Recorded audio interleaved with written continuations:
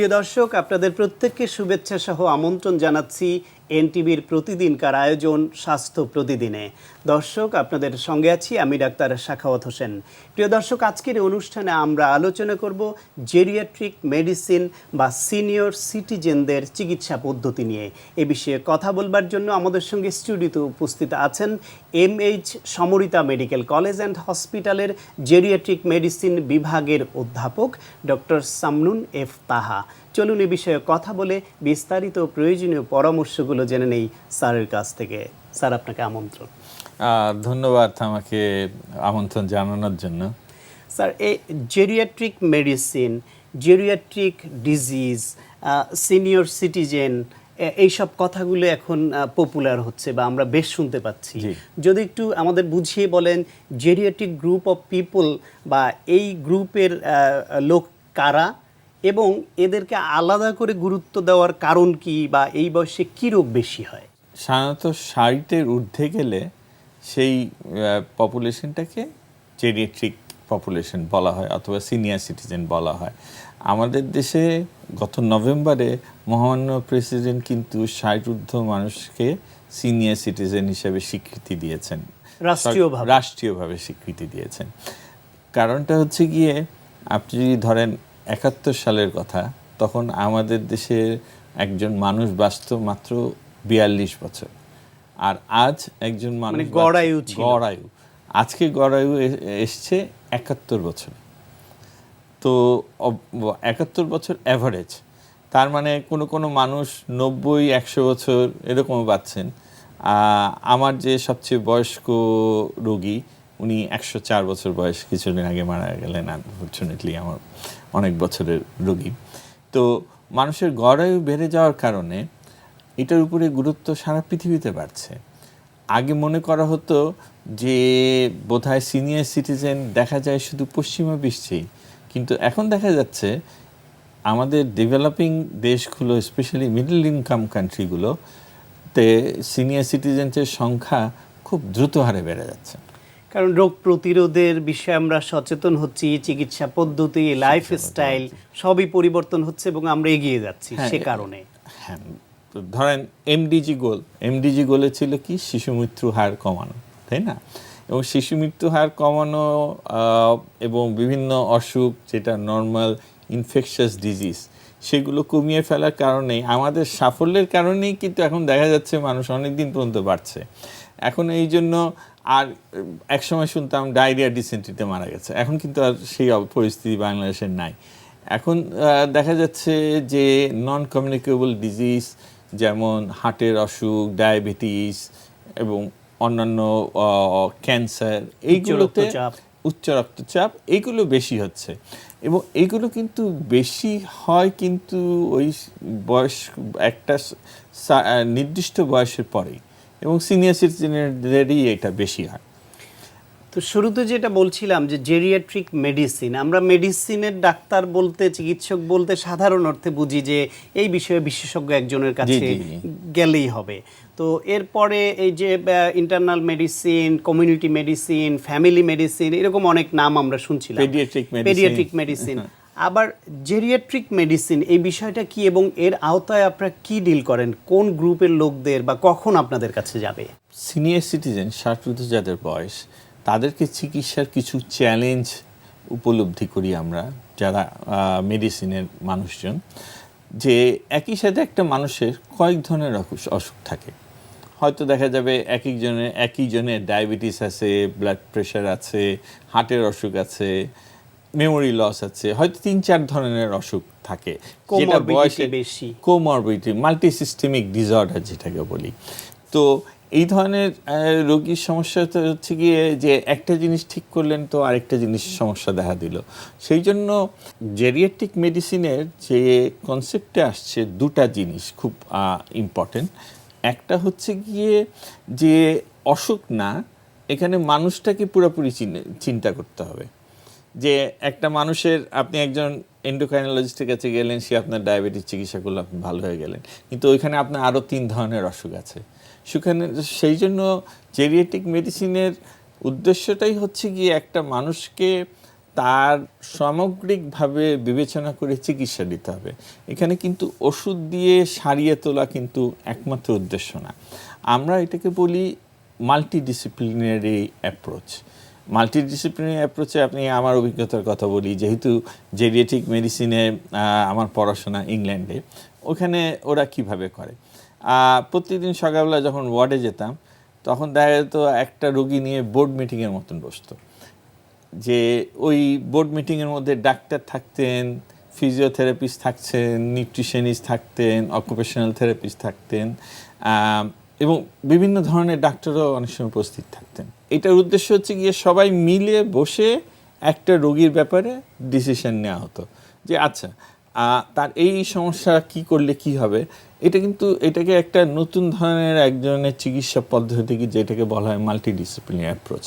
কিন্তু নর্মালি অন্যান্য রোগীর বেলায় আমরা এখন যেভাবে মেডিসিন প্র্যাকটিস করি, সেটা হচ্ছে গিয়ে একজন প্রফেসর অথবা একজন কনসালটেন্ট গেলেন, উনি ওনার জুনিয়রকে বললেন এই এই ওষুধগুলো দাও, অথবা এই এই কাজ করো, ইনভেস্টিগেশন করো, আস্তে আস্তে রোগী সুস্থ হয়ে গেল। কিন্তু সেখানে কিন্তু মাল্টিডিসিপ্লিনারি অ্যাপ্রোচটা আসে না, যেটা সিনিয়র সিটিজেনদের জন্য একান্ত জরুরি একটা ব্যাপার।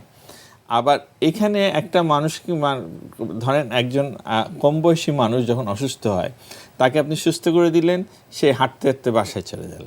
কিন্তু একজন সিনিয়র সিটিজেন, বয়স একটু যাদের বেশি বয়স হয়েছে, এল্ডারলি, তারা অসুখ হলে কিন্তু তাদের সারতে অনেক সময় লাগে। সেটার জন্য দরকার রিহ্যাবিলিটেশন প্লাস লাইফস্টাইল মডিফিকেশন। এই দুইটা শব্দ কিন্তু খুব জরুরি। রিহ্যাবিলিটেশন মানে হচ্ছে গিয়ে তার অসুখ হওয়ার পূর্বের অবস্থায় কতখানি পর্যন্ত আমি ফিরিয়ে দেওয়া যায় তাকে, এটা একটা খুব গুরুত্বপূর্ণ ব্যাপার। দ্বিতীয় হচ্ছে কি লাইফস্টাইল মডিফিকেশন। ধরুন একটা মানুষের হাঁটুতে ব্যথা, এল্ডারলিদের প্রায় হয়, সিনিয়র সিটিজেনদের হাঁটুতে ব্যথা, এখন তার বাসায় লো ডাউন কমন, তার জন্য কিন্তু বসা কিন্তু খুব কঠিন, হ্যাঁ, বসে ওঠা। তো এটা সলিউশন হচ্ছে গিয়ে তার বাথরুমের কোমরটা অ্যাডজাস্ট করে নেওয়া। তারপরে প্রায় দেখা যায় যে পিছলে পড়ে আঘাত পায়, হ্যাঁ, ব্যালেন্স ঠিক রাখতে পারে না, তো বাথরুমে রেলিংয়ের ব্যবস্থা করা, যাতে সাপোর্ট নিয়ে ওঠা বসা করা। এগুলো কিন্তু লাইফস্টাইল মডিফিকেশন। হয়তো দেখা যাচ্ছে তার হাতে খুব ব্যথা, তাকে আমরা যদি একটা বিশেষ ধরলাম তার সেই উদ্দেশ্যে যদি একটা চামচ ব্যবহার করি, বিশেষ ধরনের চামচ, অথবা ধরলাম তার হাঁটতে গেলে পায়ের তলায় ব্যথা করে, তো আজকাল এই জন্য বিশেষ ধরনের জুতা বার হয়েছে। এগুলো সবগুলি কিন্তু লাইফস্টাইল মডিফিকেশনের মধ্যে পড়ছে। এখন আপনি বলতে পারেন যে আচ্ছা ডাক্তার হয়ে ভাই এত কিছু কেন চিন্তা করছো, কিন্তু আমাদের জন্য জিনিসটা অন্যভাবে যদি বলি, যে একটা রোগ কিন্তু আমাদের জন্য জরুরি না, আমাদের জন্য জরুরি হচ্ছে গিয়ে পুরা মানুষটা, তাকে সুস্থ, তাকে কতভাবে সুস্থ অথবা কতভাবে ভালো রাখা যায়, সেটাই হচ্ছে গিয়ে আধুনিক মেডিসিনের লক্ষ্য। একজন জেরিয়াট্রিক পিপল বা সিনিয়র সিটিজেন কমনলি যে ধরনের রোগগুলিতে আক্রান্ত হন, তাতে যাতে না হন, লাইফস্টাইল মডিফিকেশনের কথা আপনি বলছেন, তার সঙ্গে সঙ্গে তার কি নিয়মিত কোনো ভিটামিন জাতীয় বা মিনারেলস বা কোনো ওষুধ খাওয়া বা খাদ্যাভ্যাসে পরিবর্তন আনা, এগুলির বিষয়ে আপনার পরামর্শ কি? হ্যাঁ, খাদ্যাভ্যাসটা খুব জরুরি। এখন কম বয়সে যেসব খাওয়া সহ্য হয়, পোলাও কুরমা আমরা প্রচুর খেয়েছি একটা বয়সে, অথবা সিনিয়র সিটিজেনরা খায়, তবে একটা বয়সে গিয়ে তাদের তেল জাতীয় তৈলাক্ত খাওয়া একটু কমিয়ে দিতে হয়, এবং তাদের যদি কোনো অসুখ থাকে সেই অনুযায়ী খাওয়াটাকে মডিফাই করতে হয়। এইটা একটা জিনিস। আর দ্বিতীয়ত, সাধারণত দেখা যায় সিনিয়র সিটিজেনরা একটা বয়সে পরে নড়তে চান না, বাসা থেকে বেরোতে চান না, এটা কিন্তু খুব খারাপ জিনিস।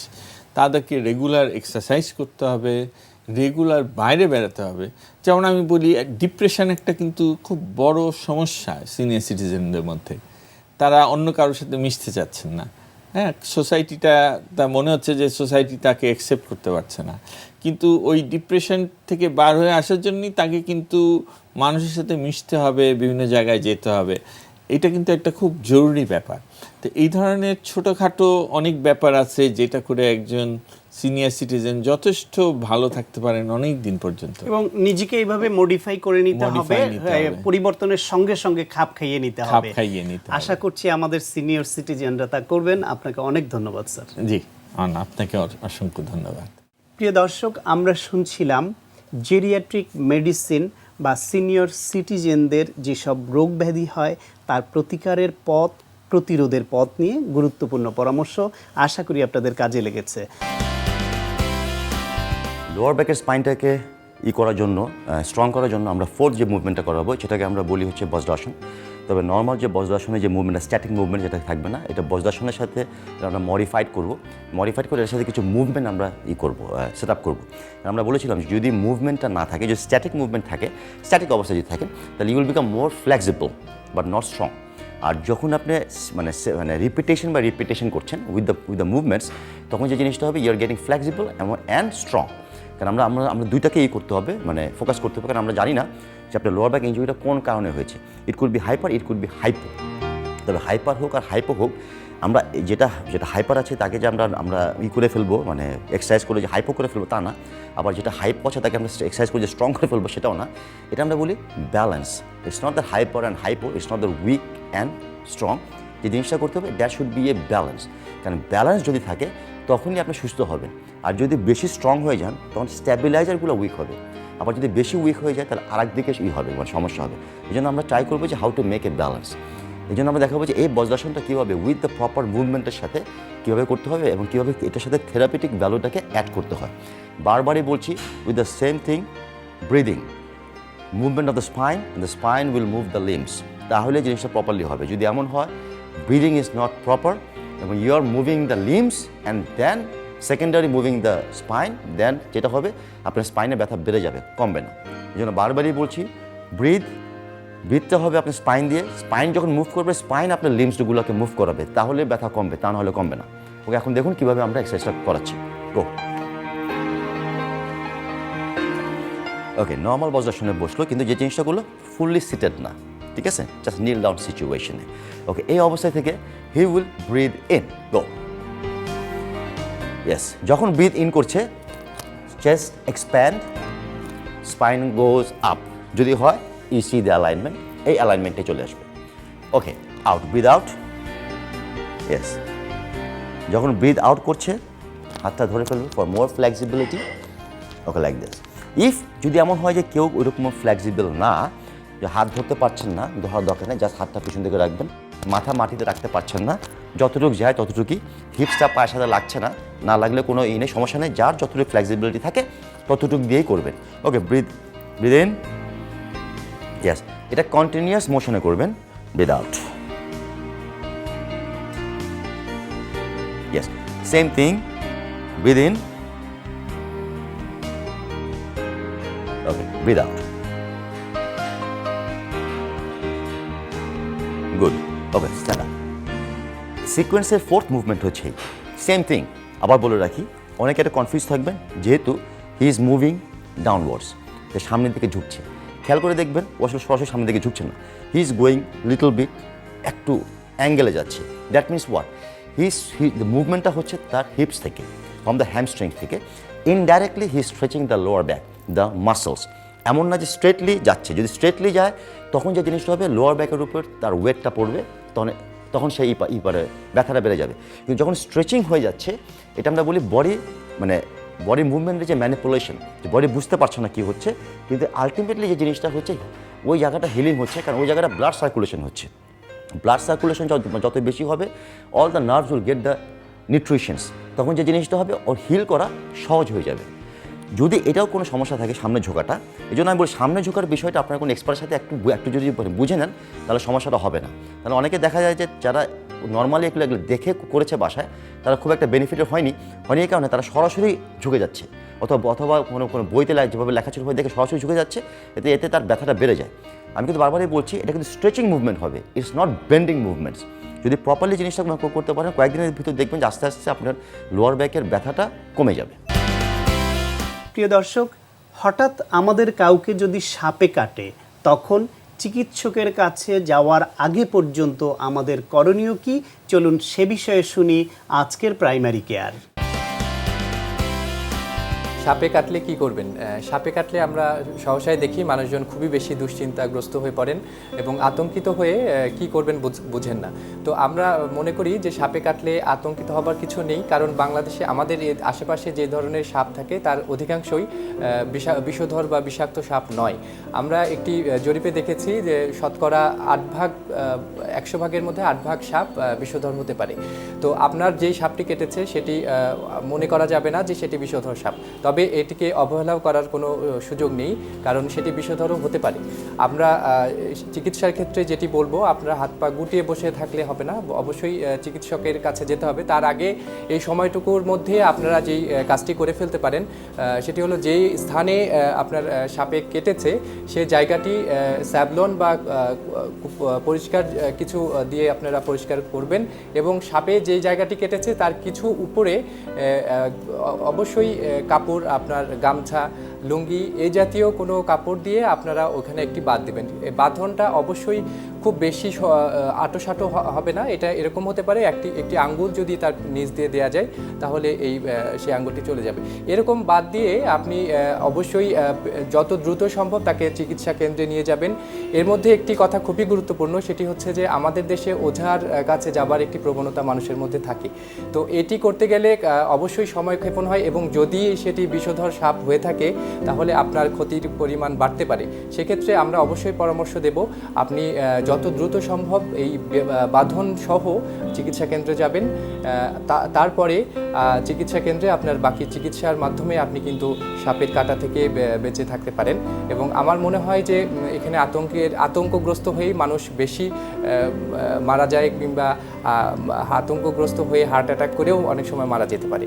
সুতরাং আপনারা এই খুব সামান্য একটি বিষয় যদি মাথায় রাখেন তাহলে কিন্তু সাপে কাটা রোগ থেকে, অসুস্থতা থেকে আপনারা বেঁচে থাকতে পারবেন। প্রিয় দর্শক, এখন আপনাদের জন্য রয়েছে স্বাস্থ্য প্রতিদিন আজকের হেলথ টিপস। তীব্র পেট ব্যথায় ডাক্তারের পরামর্শ ছাড়া ব্যথানাশক ঔষধ খাবেন না, এতে রোগ নির্ণয়ে ভুল হয়ে যেতে পারে।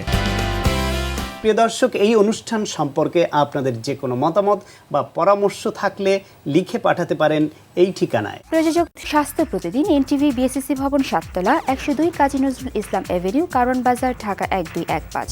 ফ্যাক্স 914338 থেকে 7 পর্যন্ত, অথবা ইমেইল করুন স্বাস্থ্যপ্রতিদিন@ntvpd.com এই ঠিকানায়। প্রিয় দর্শক, স্বাস্থ্য প্রতিদিনের আগামী পর্বে আপনাদের জন্য যা রয়েছে, ওই যে শীতকাল সামনে আসতেছে, প্রচুর রোগী পাওয়া যাবে শ্বাসকষ্টের, অর্থাৎ যার শ্বাস নিতে কষ্ট হয়, এবং এটার মূল কারণ সেটা অনেক সময় অক্সিজেনের ঘাটতির কারণে হয়। আবার অনেক সময় দেখা যায় যে পরিমাণ অক্সিজেন দরকার সেই পরিমাণ সাপ্লাই হচ্ছে না।